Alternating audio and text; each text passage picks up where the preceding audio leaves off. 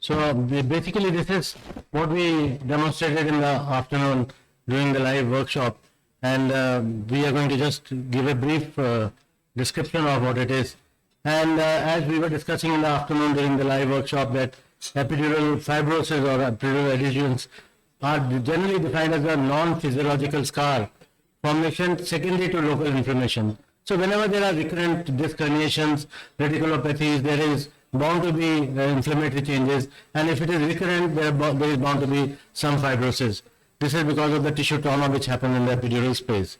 And of course, the major culprit is a surgery, and if you are repeatedly operating on a patient, you are adding on to the epidural fibrosis and epidural adhesions. And almost it is said that 46%, although I hate to use this term, failed back surgery syndrome, 46% of post-laminectomy persistent pain syndrome, they have epidural fibrosis.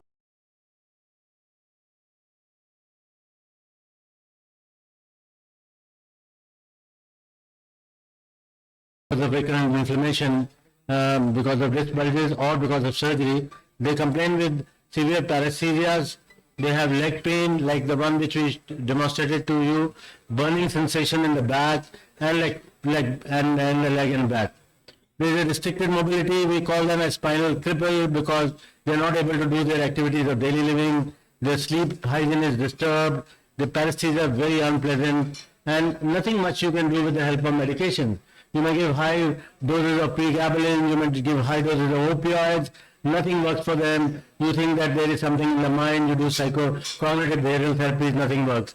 Bladder and bowel may also be affected if it is the chordae equina which is being affected because of this fibrosis. Typical example, you can see the back of this patient who has been operated twice. A big laminectomy, discectomy and fusion was done once in 2014. 2019. This is nothing. I have had patients who had 7 operations, 7 surgeries of the spine, and he was ready for the 8th one till a neurosurgeon told him enough is enough. Now let's go for a pain management. So this patient presented with paresthesias, leg pain, back pain for last 1 year. Typical presentation of epidural fibrosis, restricted mobility, paresthesias in leg, unpleasant and lot of unpleasantness. So 2 to 4 operations, typical patient who would come with fibrosis would be MRI showing arachnoiditis and epidural fibrosis, recurrent disc herniation, non-restorative sleep, hardly 4 to 5 hours. And of course, if you do a subjective or objective evaluation, you will find that they are depressed and anxious because of the chronic pain. They have family problems, socioeconomic problems, high dose of opioids. Unlikely that further surgery will help in management of pain. Often, as I mentioned, referred to as failed back, but it is better to call it as a post-operative chronic leg and back syndrome. And as you see, there is the MRI would show you arachnoiditis and perineural fibrosis, epidural fibrosis, and I am sure as surgeon you would also agree with me that even another further surgery is not going to help. There is a recurrent disc protrusion, as you can see, the recurrent disc protrusion and lateral canal stenosis. All these are adding on to the problem. So basically you are left with no choice but to do something which is called epidural adhesiolysis. The diagnosis, of course, you can do a laboratory workup. If the patient has been operated recently, you may find some infection maybe. So just to rule out infection, because if you are doing any intervention, there should not be any post-operative infection. The best, as we were discussing in the morning, is a MRI with a contrast. So gadolinium MRI should be the best one to tell you whether there is enough of arachnoiditis or fibrosis contributing to the symptoms. So that's the best diagnostic test to find out whether a patient has epidural fibrosis. So once he has fibrosis, basically what do? Of course, surgery is out because any further surgery would add on to this problem. So we do a mechanical dissolution of this epidural fibrotic scar, which is resulting in axial pain or radicular pain, and which is refractory to conservative management. So of course you have given transphenomenal steroids, you have given epidural steroids, but nothing is working. So what do? Basically you can do an intervention with the help of a specialized designed catheter which is called the Racz catheter. Racz is a pain physician in US who designed this catheter, and it is very helpful. all the morning we were doing with a epidural catheter, but this is a specially designed catheter which can move along the areas where there is fibrosis. There is so much crosstalk here. Can we have some silence for the speaker?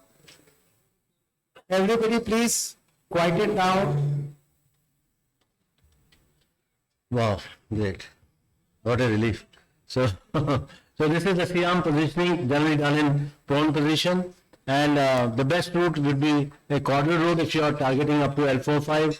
But if it is L3, L4 or L2, L3, you may have to go through a interlaminar approach. But just like you put a spinal cord stimulator needle, you have to be going obliquely, touching the lamina and then entering into the epidural space so that you can negotiate your catheter to the higher ups. But for L4-5 and L5S1 region, you can definitely go through this. So this is a Racz catheter, and you see this is a specially designed epidural needle which is curved, and this is the catheter, this is the stellate which is steel, and this then generally goes into the steel, the spiral tip catheter with a 15 degrees bend, and you can negotiate this catheter. Of course, on the fluoroscopy you see this catheter and you keep negotiating into the epidural space wherever you find a region after doing an epidurogram. Through the caudal route, the catheter is inserted. So first you put a dye, as you saw it in the morning, outline the adhesions and the targeted nerve route, like we saw the right-sided L5 was not being delineated.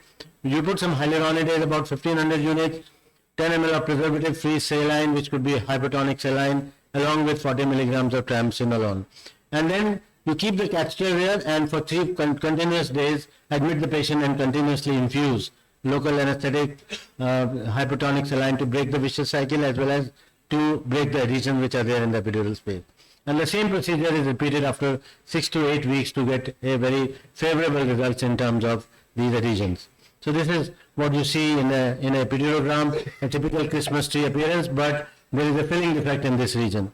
So this particular area has to be targeted, and then we put this catheter in and then negotiate this. You can see the catheter going right up to the L5 nerve root, and we are putting the dye. You can see now the lateral recess is open, and you can see the S1 root also is getting open, unlike in the epidurogram which you saw no S1 and no L5. So this is how this adhesiolysis is done.